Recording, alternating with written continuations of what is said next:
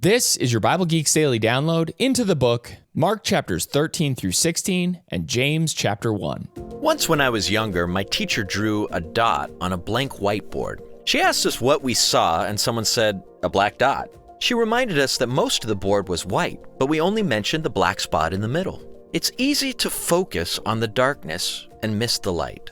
Sometimes life's trials feel overwhelming, and the night seems to surround us. But if we look for it, we'll see God's light piercing the blackness, like the light at the end of a tunnel. This week's chapters pull no punches about the blackness all around us, but they also show us the gospel's light.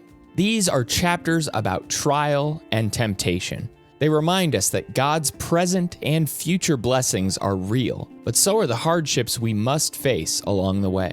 And so we'll begin with a warning of trials. On Monday in Mark 13, we'll read Jesus' warning about some coming tribulations.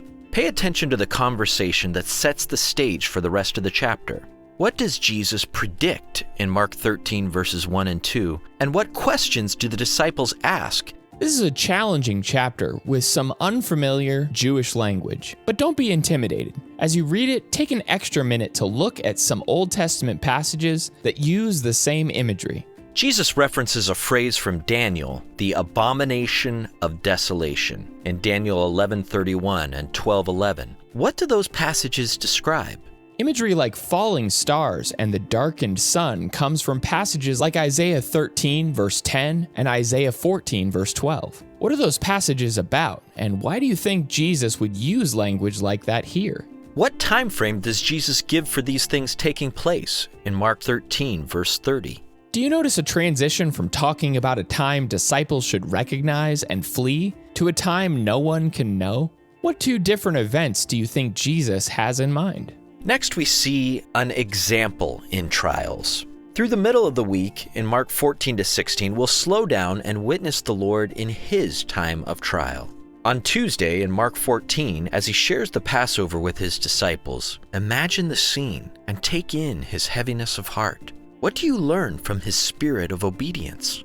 And on Wednesday in Mark 15, as he goes through the sham of a legal trial, the mocking, and the crucifixion, remember why he went through it all. How can you imitate the king who came not to be served, but to serve, and to give his life as a ransom for many? Mark chapter 10, verse 45.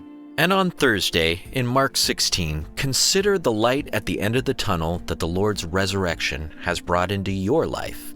And finally, we'll see a perspective on trials.